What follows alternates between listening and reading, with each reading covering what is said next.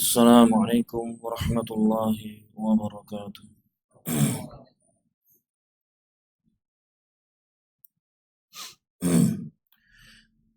Alhamdulillahi rabbil alamin. Wassalatu wassalamu ala nabiyyina Muhammadin wa ala alihi wa sahbihi ajma'in. Amma ba'd. Bapak-bapak, ibu-ibu jamaah Masjid As-Salam rahimani wa rahimakumullah. Alhamdulillah, senantiasa kita memuji dan bersyukur kepada Allah Subhanahu wa taala atas karunia-Nya, atas limpahan nikmat-Nya kepada kita, sehingga di petang hari ini Allah kumpulkan kita di majelis ilmu. Allah berikan kesempatan bagi kita untuk bermajelis ilmu lagi, melanjutkan apa yang menjadi kajian rutin kita, yakni membaca kitab Al-Fiqh Al-Muyassar yang belajar tentang ilmu fikih.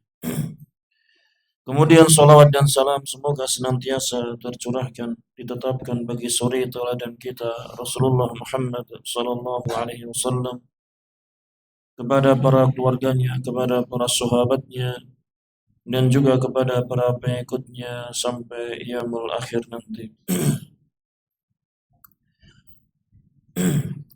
Jamaah rahimakumullah. Kita masih di pembahasan tentang fikih haji. Kita masih membahas tentang fikih haji, dan sudah berlalu bagi kita yakni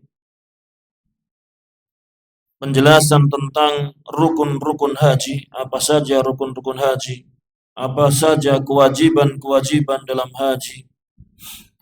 Kemudian perkara-perkara sunnah yang ada di dalam haji. Dan ini memang metode atau cara penjelasan, penyampaian dari buku kita ini, yakni diklasifikasi dulu. Apa saja amalan, apa saja ritual, apa saja yang masuk ke hukum sebagai rukun, sebagai suatu kewajiban, ataupun yang sunnah, dipisah-pisahkan dulu. Baru nanti ada bab tersendiri yang menjelaskan tentang tata cara haji dari awal sampai selesai. Dan kita masih di bab yang berbicara tentang mahdurat, yakni perkara-perkara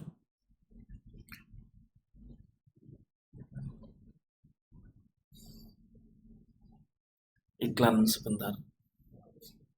Hmm? Jalan utama. Oh, ditutup sana.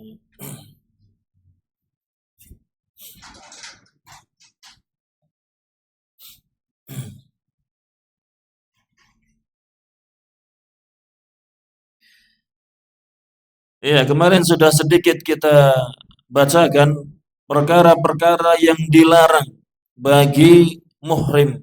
Iya. Perkara-perkara yang terlarang bagi seseorang yang dia sudah berihram.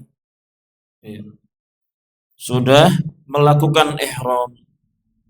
Maksudnya melakukan ihram apa? Iya, sudah meniatkan untuk masuk manasik haji.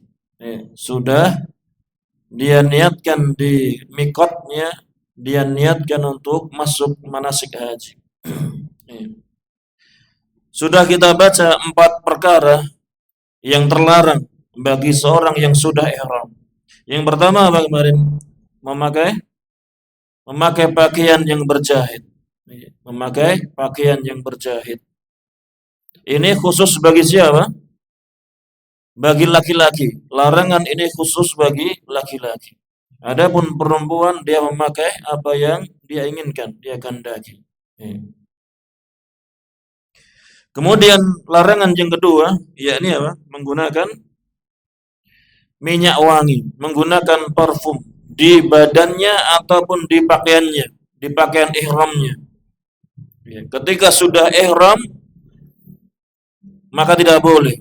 Ya, sudah ihram dan dia sudah mengenakan pakaian ihram maka tidak boleh dia menggunakan minyak wangi untuk badannya ataupun pakaiannya.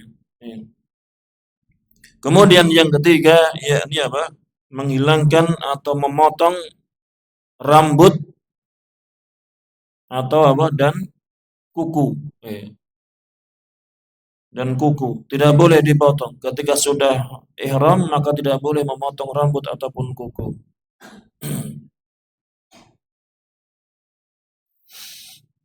Kemudian yang keempat, yang terakhir dan ini belum selesai bacanya, yakni taghtiyatu ra'sir rajuli bimulasikin lahu. Yakni terlarang untuk menutup kepala dari seorang laki-laki. Dari seorang laki-laki menutup kepalanya dengan mulasikin, dengan sesuatu yang menempel padanya. Ya, dengan penutup yang menempel pada badannya. Dengan topi, dengan kopiah, dengan sorban, maka sesuatu yang terlarang bagi laki-laki. Ya, kalau wanita memang pakai hijab kan, ya, ada yang menutupinya. Kemarin sampai di kalimat apa? Kita baca ulang saja. Saya lupa sampai mana.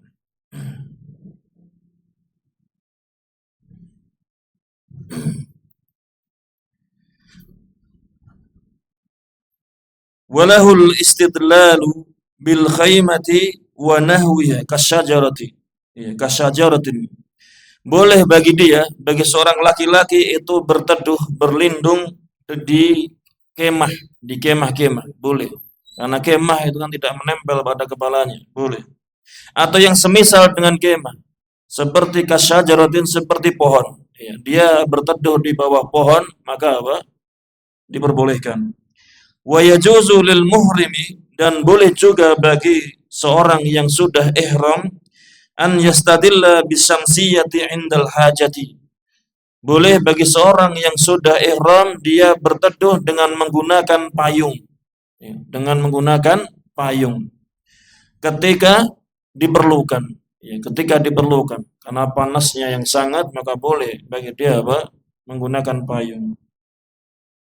Kemudian wal mar'atu, dan seorang wanita, adapun wanita mamnu'atun, terlarang min taghtiyati wajhiha bima umila ala qadrihi.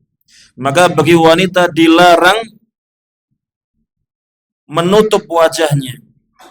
Bagi wanita terlarang untuk menutup wajahnya dengan sesuatu yang umila ala qadri, sesuatu yang dibuat. Ya. Dengan sesuatu yang dibuat memang di apa? sesuai dengan wajahnya, bentuk wajahnya. Dibuat tersendiri sesuatu untuk menutup wajahnya. Kan niqabi, seperti niqab, seperti cadar. Tidak boleh seseorang yang sudah ihram, wanita yang sudah berihram, dia menutup wajahnya dengan sesuatu yang dibuat itu untuk menutup wajahnya, khusus untuk menutup wajahnya, seperti cadar. Wal burqu, semacam cadar juga ini, semacam dengan cadar. Wa yajibu 'alaiha taghdiyatu wajha bil khimari 'inda wujudi ar-rijalil ajanibi.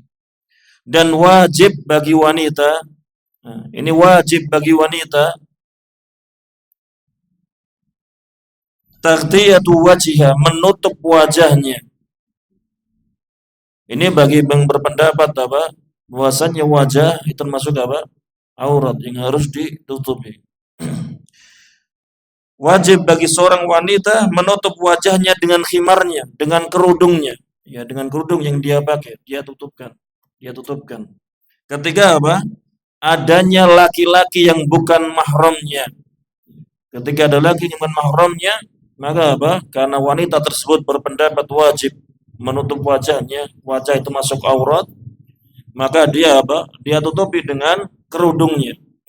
Ya, dia tutupi dengan menggunakan kerudung yang dia pakai.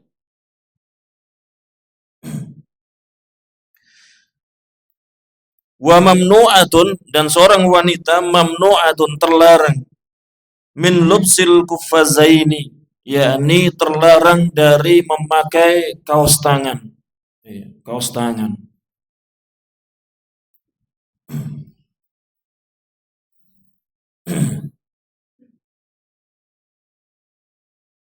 Maka untuk kaos tangan kalau bisa terlihat nampak lengannya tangannya, maka tinggal dimasukkan saja ke pakaiannya. Ya, tinggal dimasukkan saja ke pakaiannya untuk menyembunyikan tangannya. Ketika di tengah-tengah laki-laki atau ada di depannya laki-laki yang bukan mahram. Wa talbasu ma sya'at minas thiyabi mimma yunasibuha, dan dia seorang wanita ini menggunakan ma sya'at, pakaian yang dia kehendaki, ma sya'at minas thiyab. Jadi pakaian yang dia mau saja, yang dia kehendaki, pakaian apa jenisnya, modelnya, warnanya, itu bebas. Mimma yunasibuha, dari apa yang cocok untuk dia. Yang penting ya jangan yang dengan pakaian yang syar'i, ya, bukan bebas kemudian dia pakai dengan pakaian sebagaimana yang kita lihat di jalan-jalan kita, ya. Tapi pakaian bebas, tapi dengan pakaian yang syar'i. Ya, pakaian yang syar'i. Mau ukurannya berapa, modelnya bagaimana, tapi selama itu menutup auratnya sesuai dengan syar'i, maka maka diperbolehkan.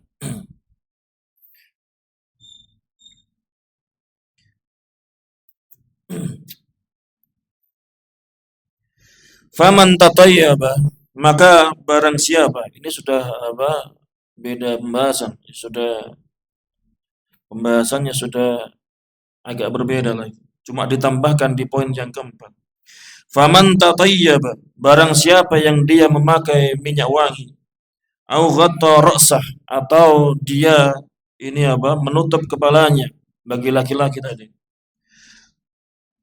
Aula bisa makhiton, atau dia menggunakan pakaian yang berjahit. Jahilan, dalam keadaan dia ini tidak tahu kalau itu dilarang. Semua itu dilarang, dia tidak tahu. Au nasian, atau dia lupa. Dia lupa pakai pakaian ihram, ternyata cuaca di Saudi lagi dingin-dinginnya. Kemudian ya lupa, dia langsung pakai jaket saja. Dia pakai jaket. Jaket kan termasuk pakaian yang berjahit. Ya lupa karena kondisi dingin dia pakai jaket. Au mukrohan, atau dipaksa. Nah, ini dipaksa, ini dipaksa untuk memakai, untuk melarang, untuk apa? Melakukan sesuatu yang dilarang dalam haji. Ya. Dipaksa, nggak tahu yang dipaksanya. Intinya kalau dia terpaksa dipaksa untuk melakukannya, maka hukumnya fala syai'a alaihi, maka tidak masalah padanya. Tidak masalah. Ya. Namanya orang tidak tahu hukumnya, namanya orang lupa, ya. Namanya orang dipaksa, ya maka apa? Dimaafkan, dimaafkan. Liqaulihi sallallahu alaihi wasallam, karena sabda Nabi sallallahu alaihi wasallam, ufiya li ummati al-khata'u wan nisyanu wa mastukrihu alaihi. Ya. Termaafkan untuk umatku. Nabi sallallahu alaihi wasallam bersabda, dimaafkan untuk umatku, yakni al-khata'u, yakni kesalahan. Ya. Sesuatu yang tidak disengaja, tidak tahu, ya tidak tahu hukumnya. Wan nisyanu, dan kelupaan, namanya lupa, termaafkan. Wa mastukrihu alaihi, dan sesuatu yang dipaksa padanya. Sesuatu yang dipaksa padanya, dia tidak mempunyai kemampuan, kekuatan untuk melawannya, maka apa? Termaafkan, dimaafkan. Ini dalil bahwasannya orang yang dalam kondisi seperti itu apa? Tidak masalah. Tidak masalah. Akan tetapi kemudian dijelaskan, famata alima al-jahilu, maka kapanpun seorang yang bodoh, yang apa? Yang bodoh tadi itu tahu, orang yang bodoh tadi tahu, di tengah jalan dia dikasih tahu dan dia tahu, au dzakaran nasyu, au dzakara an-nasyu, orang yang lupa tadi apa? Teringat, sadar, ya, teringat. Au zala al-ikrahu, atau paksaan tadi itu sudah hilang. Maka fa'alaihi, maka wajib bagi dia man'u istidamati hadzal mahduri. Ya. Maka wajib bagi dia apa? Untuk menahan diri, istidamah, terus menerus pada larangan ini. Ya. Untuk berhenti. Wajib bagi dia untuk berhenti. Ketika dia sedang pakai jaket, ternyata baru sadar. Oh iya, saya lagi ihram. Maka apa? Ketika sadar, maka segera dilepas. Jangan terus-terus, sudah terlanjur. Jangan. Ya. Sudah terlanjur. Enakan pakai jaket. Jadi kan, jangan. Tapi apa? Hendaknya wajib bagi dia untuk ya berhenti. Untuk berhenti. Ini larangan yang keempat, yakni menutup kepala bagi laki-laki dengan penutup yang menempel padanya. Kemudian larangan yang kelima dari atau untuk orang yang sedang ihram, yakni aqdun nikahillahu wa li ghairihi, yakni akad nikah. Seseorang yang sedang ihram, maka terlarang baginya akad nikah untuk dirinya ataupun untuk yang selainnya, untuk orang lain. Dia menghadiri, ikut persaksikan akad nikah, atau bahkan jadi walinya.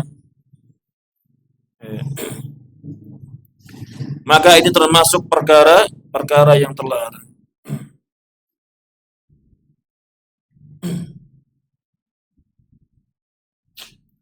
Kemudian larangan yang keenam,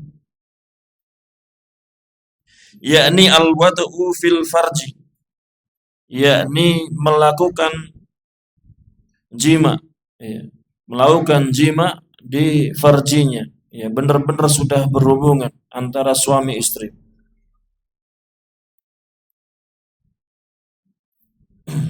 Dan ini larangan yang paling besarnya, ya, larangan yang terbesar di dalam haji, ya, yakni melakukan jima. Kenapa? Karena wahuwa mufsidun lil haji. Karena jima ketika dalam keadaan ihram ini membatalkan haji. Membatalkan haji. Qabla at-tahallulil awal. Ketika jima tersebut dikerjakan sebelum tahallul awal. Tahallul awal nanti akan dijelaskan di bab setelahnya.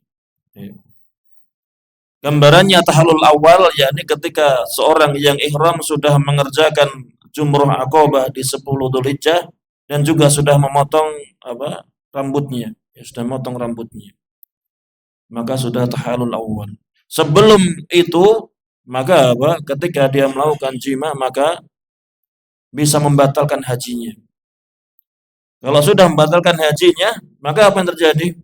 Dia harus mengkodok di tahun yang berikutnya lagi. Entah kapan kesempatannya. Repot. Tahan sebentar saja jimanya ya. Jangan terburu-buru ya. Ditahan nafsunya.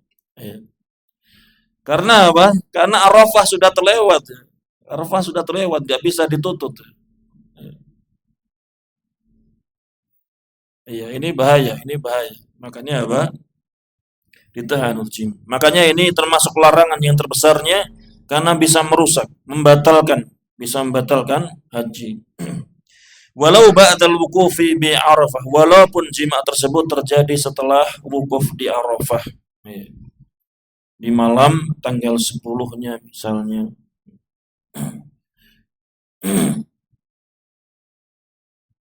Ini larangan yang ke-6, yakni jima. Jima sebelum tahallul awal.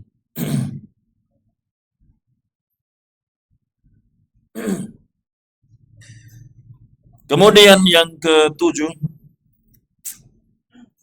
al-mubasyaratu fi ma dunal farji, yakni al-mubasyarah. Al-mubasyarah yakni berhubungan suami istri. Tetapi fi ma dunal farji, dengan tanpa sampai jima, Bersenang-senang dengan suami istri sedang berjumbu, tapi tanpa sampai jima, tidak terjadi jima. Ini termasuk perkara yang dilarang. Karena ini termasuk sebab untuk mengantarkan seseorang kepada jima. Wala tufsidun nusuka. Dan mubasyarah ini, hubungan suami istri yang tidak sampai jima ini. Ini la tufsidun nusuk. Walaupun tidak sampai merusak atau membatalkan manasiknya. Tidak sampai membatalkan manasiknya kalau terjadi. Wakada al-qublatu. Dan seperti itu juga al-qublah, yakni berciuman. Berciuman termasuk perkara yang dilarang. Walams, dan sampai bersentuhan dengan syahwatnya. Wan nadhar bisyahwatin, dan juga memandang dengan syahwat, menyentuh dan memandang dengan syahwat. Maka ini perkara yang dilarang. Perkara yang terlarang walaupun tidak sampai membatalkan hajinya. Dan masuk juga dalam pembatal dalam perkara yang dilarang ini, di perkara yang ke-7 ini, yakni berbicara dengan bicara yang keji, dengan perbicaraan yang keji. Berbicara dengan yang keji, yang saru bahasa kita, yang berbau porno dan seterusnya, maka ini juga termasuk perkara-perkara yang dilarang karena bisa menimbulkan syahwatnya.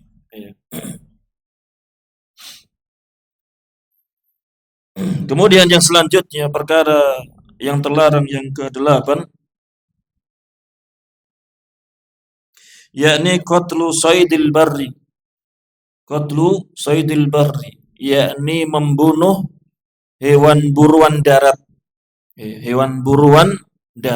yang ada di darat. Berarti kalau membunuh hewan yang ada di air, membunuh ikan, boleh tidak?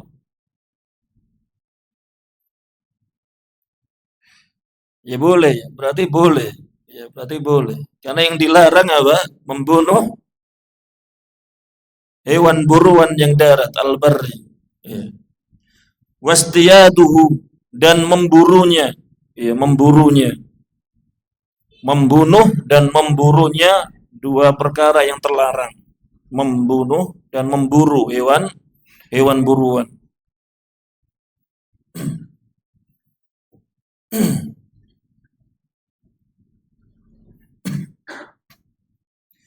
Contoh hewan buruan itu apa?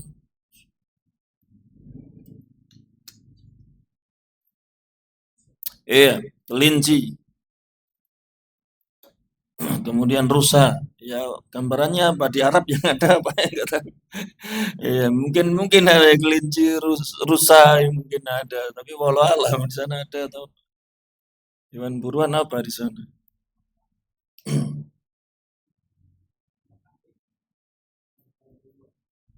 Ada kambing liar. Liar ya. Kalau buruan itu liar. Kalau sudah diternak ya itu bukan liar, itu bukan hewan buruan. Kalau kelinci sudah diternak ya bukan, jangan diburu, itu punya orang itu.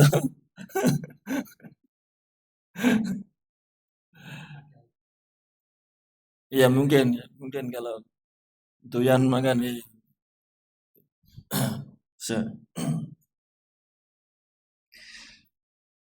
Wa yajuzu lahu qatlul fawasik, ya, qatlul fawasiki allati amara an-nabiy sallallahu alaihi wasallam biqatliha. Ya. Dan boleh bagi dia, bagi seseorang yang ihram itu membunuh fawasik, yakni hewan-hewan fasik. Ya. Hewan-hewan yang fasik yang Nabi Shallallahu Alaihi Wasallam memerintahkan untuk membunuhnya. Ya. Hewan-hewan fasik, hewan-hewan yang apa? Apa fasik diartikan apa? Merusak, mengganggu. Nah, tapi itu nanti kambing bisa jadi mengganggu juga nanti, repot nanti.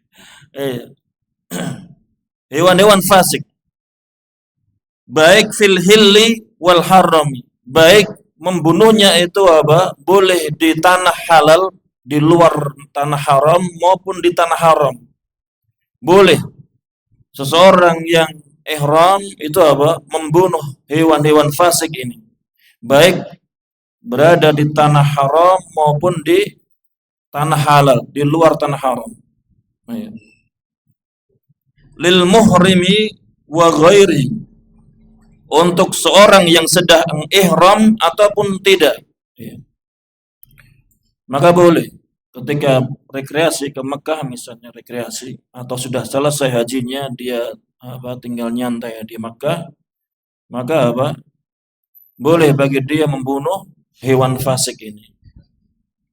Di sini dicontohkan wahia, hewan-hewan fasik ini, yakni al-ghurabu. Al-ghurabu, yakni apa? Burung gagak. Ya, disebutkan di sini al-ghurab, burung gagak. Wal fa'ratu, al-fa'rah, yakni tikus. Ya, tikus. Wal aqrab, yakni kalajengking. Wal hidaah, wal hidaah yakni apa? Burung bisara jawali atau burung elang. Ya. Wal kalbul akur, dan anjing yang galak, anjing yang suka menggigit. Ya. Al kalbul akur, anjing yang suka menggigit atau anjing yang galak, maka termasuk hewan fasik. Ini contoh hewan-hewan yang diperintahkan untuk dibunuh. Maka kalau hewan-hewan yang Nabi SAW perintahkan untuk dibunuh, maka dagingnya perlu dimakan tidak? Tidak boleh. Tidak boleh dimakan dagingnya. Nah, kurang satu tadi baca. Wal hayyah. Ya, kelewatan satu, wal hayyah yakni ular. Ular. Ular ini juga hewan fasik yang Nabi SAW perintahkan untuk dibunuh. Hewan-hewan fasik ini haram untuk dimakan. Tidak boleh dimakan.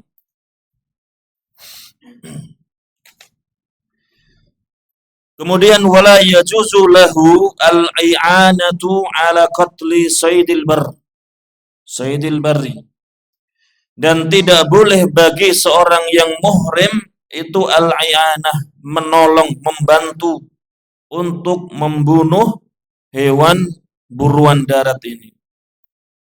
Membantunya saja tidak boleh. Misalnya apa? Membantu membunuh hewan buruan darat itu bagaimana? Membantu itu. Iya, boleh dengan membantu menangkapnya atau memeganginya ketika mau disembelih. Ini tidak boleh. Wala bil isyarati, dan tidak boleh walaupun dengan isyarat saja membantunya. Hewan buruannya itu sembunyi dengan tidak boleh. Tidak boleh membantu memburu hewan buruan tadi. Wala bi ghairiha, dan tidak boleh juga dengan yang lainnya. Intinya membantu pemburu untuk memburu hewan buruan darat ini tidak boleh. Dengan apa? Mencegat, bahasa apa bahasa disanya? Lari manduru aja lah di sini, kemudian dia ya, ikut mencegatnya. Bahasa yang aneh apa? Bahasa yang sesuai dengan EYD-nya. Ya, intinya membantu apapun bentuknya dalam memburu tidak boleh. Wala yajuzu, dan tidak boleh juga aklu masida min ajlih. Tidak boleh juga memakan apa yang diburu, memakan hewan yang diburu tadi karena sebab dia. Ya, karena sebab dia. Jadi ada orang berburu, dilalanya apa? Temannya yang sedang ihram ini. Kemudian dia memburu ini dalam rangka hewannya ini nanti untuk orang yang ihram ini. Ya. Maka orang yang ihram ini tidak boleh memakannya. Tidak boleh memakannya. Ya. Ini apa? Ini larangan yang ke-8 tentang membunuh hewan buruan darat dan juga memburunya.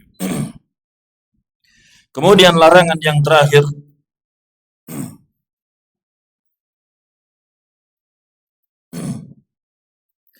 yakni la yajuzu lil muhrim, tidak boleh untuk seorang yang ihram, wala ghairihi, dan juga tidak boleh untuk yang lainnya. Jadi larangannya bersifat umum, baik yang sedang ihram maupun tidak di tanah haram sana, tanah Mekah. Yakni tidak boleh qat'u syajaril haram.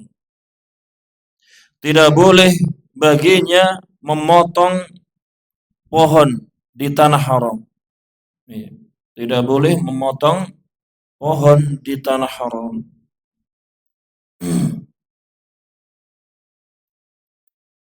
Aun nabatihi ar-ratbi ghairil mu'ti, atau tumbuhannya yang radbi, yang segar, yang masih hijau, ghairil mu'ti, yang tidak mengganggu, yang tidak mengganggu, tidak boleh dipotong, tidak boleh dipotong. Akan tetapi apa? Wa yajuzu qat'ul awsali al-mu'diyati fit tariqi, boleh memotong cabang-cabang yang mengganggu, cabang-cabang pohon yang mengganggu fitorik di jalan. Cabangnya saja yang dipotong, bukan pohonnya ya. Dahannya saja yang dipotong. Maka itu diperbolehkan.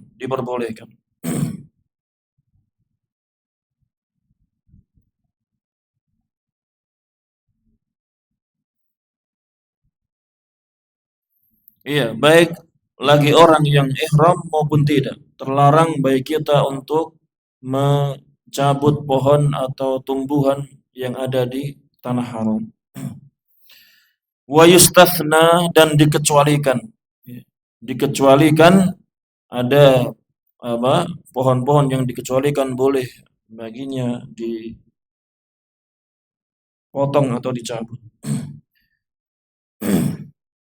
Wa yustasna min syajaril harami al-idkhir. Dikecualikan dari pohon-pohon di tanah haram ini, yakni idkhir. yakni pohon idkhir, yakni pohon yang katanya, karena belum pernah lihat pohon idkhir itu. Disebutkan, ini pohon yang sering disebutkan di dalam nas-nasnya. Yakni pohon yang harum baunya. Ya, pohon yang harum baunya dan sering digunakan untuk menutup mayat. Menutup mayat. Daunnya, pelepahannya, daunnya ketika kurang penutupnya, kainnya. Sebagaimana pernah disebutkan dalam beberapa nas. Demikian juga banyak digunakan oleh manusia untuk dijadikan atap. Jadikan atap rumah. Kemudian dijadikan wangian dalam rumahnya biar wangi. Ini pohon idkhir. Boleh untuk dimanfaatkan dengan cara dipotong ataupun ditebang atau yang semisalnya. Boleh. Walaupun ada di tanah haram.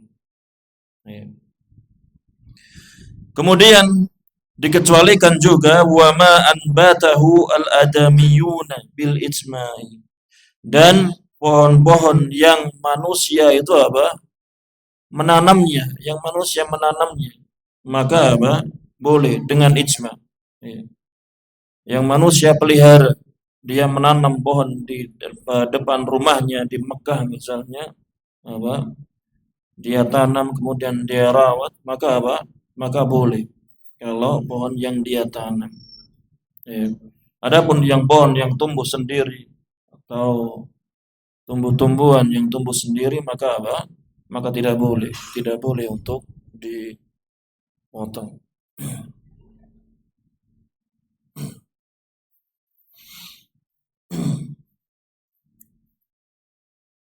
Iya.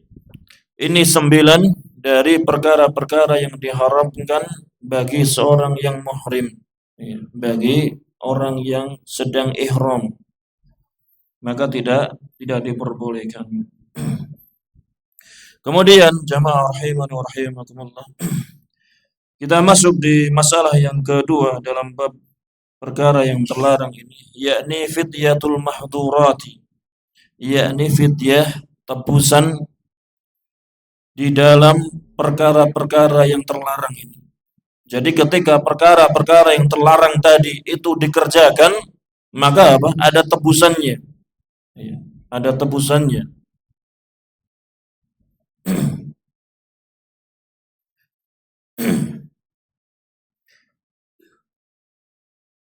Yang pertama, bin nisbati li halqi sya'ri wa taklimil adhafiri wa lubsil makhiti wa tibi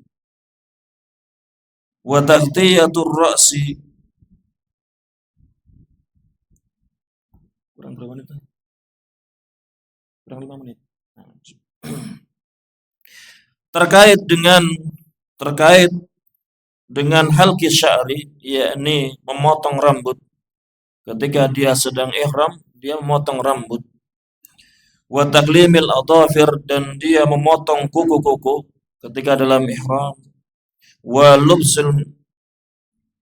lubsil makhiti, dan memakai pakaian yang berjahit, watib, dan dia menggunakan parfum. Wa taghtiyatir ra'si, dan dia menutup kepalanya. Wal imna bin nadrah, yakni dia mengeluarkan mani karena melihat dia terjadi mengeluarkan mani. Wal mubasharati bi ghairi inzalil mani, dan dia berhubungan dengan suami istri tanpa jima, tanpa keluar mani.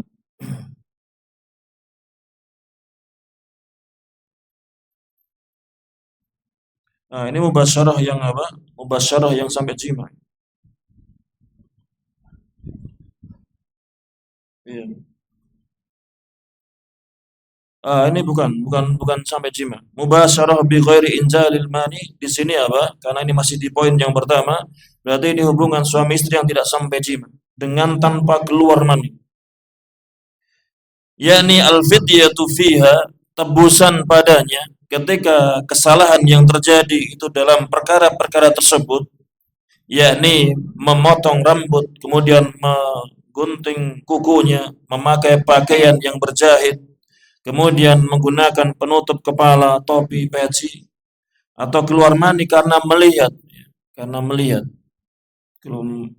atau dia berjumpa dengan istrinya, suami istri dengan tanpa keluar mani, maka tebusan padanya al-fidyatu fiha, tebusan padanya itu ala takhyir, yakni memilih, dia bisa memilih baina asnafin thalathatin, antara tiga sifat ini, antara tiga kelompok ini, dengan tiga hal ini boleh memilih salah satunya.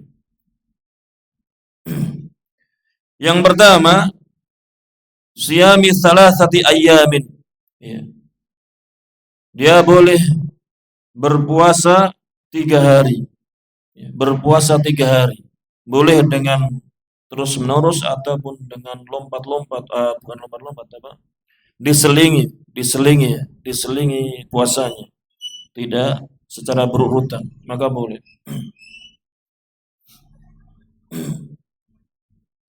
Kemudian yang kedua, au it'ami sittati masakin, yakni atau dia memberi makan 6 orang miskin.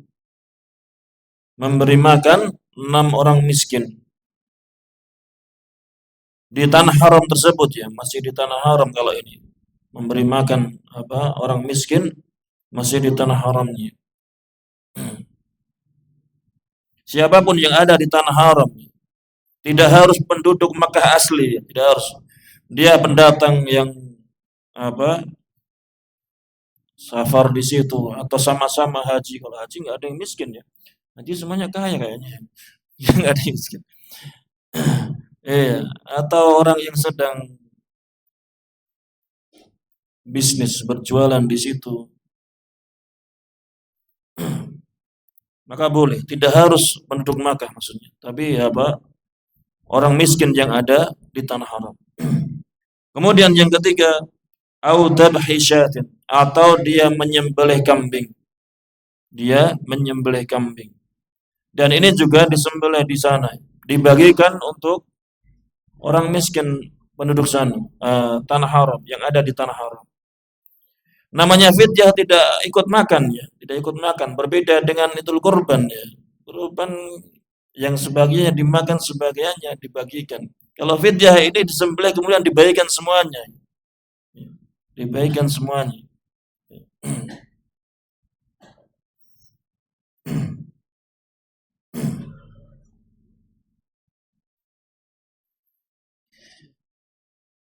Dalilnya yakni liqaulihi sallallahu alaihi wasallam, karena sabda Nabi sallallahu alaihi wasallam li Ka'ab ibni Ujrah, Nabi sallallahu alaihi wasallam bersabda kepada Ka'ab ibni Ujrah, hina adahu hawamu ra'sih, yakni ketika kutu rambutnya itu mengganggunya. Jadi Ka'ab bin Ujrah ini terganggu dengan adanya kutu di kepalanya. Kemudian Nabi Shallallahu Alaihi Wasallam bersabda padanya, karena sangat terganggu ketika sedang ihram, gatal kan, jadi gatal, banyak kutu di kepalanya. Ihlik raksak, potonglah rambutmu, padahal sedang ihram. Nabi Shallallahu Alaihi Wasallam merintahkan untuk memotong karena ada sesuatu yang mengganggu di kepalanya. Wasum salasata ayyamin, dan berpuasalah 3 hari. Sebagai tebusannya berpuasalah 3 hari.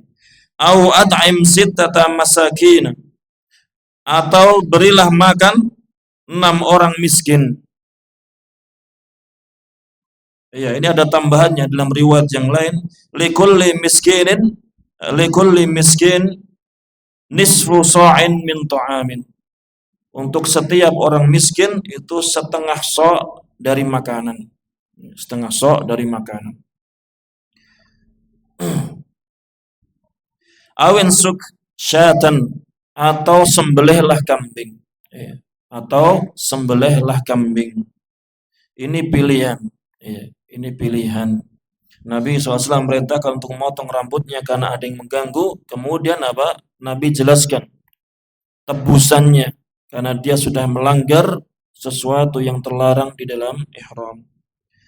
Wa qisat, kita selesaikan sebentar ya, kurang satu kalimat saja.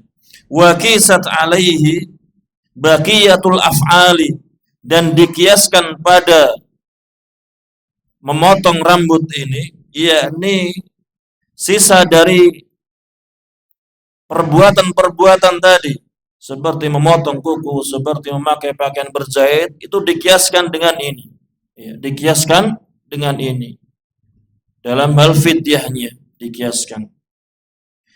Li'annaha, karena sungguhnya hal tersebut muharramatun bil ihram, perkara-perkara yang diharamkan di dalam ihram. Wala tufsidul hajja, dan perkara-perkara tersebut tidak membatalkan haji. Keadaannya sama semuanya. Perkara yang diharamkan dan tidak sampai membatalkan haji, sehingga dikiaskan kepada memotong rambut. Wallahu a'lam. Sampai di sini dulu pelajaran kita, insyaallah kita lanjutkan di pekan yang akan datang, masih di bab fidyah. Mungkin ada salah kata, salah ucap, kami minta maaf yang sebesar-besarnya. Saya akhiri, wassallallahu ala nabiyyina Muhammadin wa ala alihi wasallam, wa jazakumullahu khairan. Assalamualaikum warahmatullahi wabarakatuh.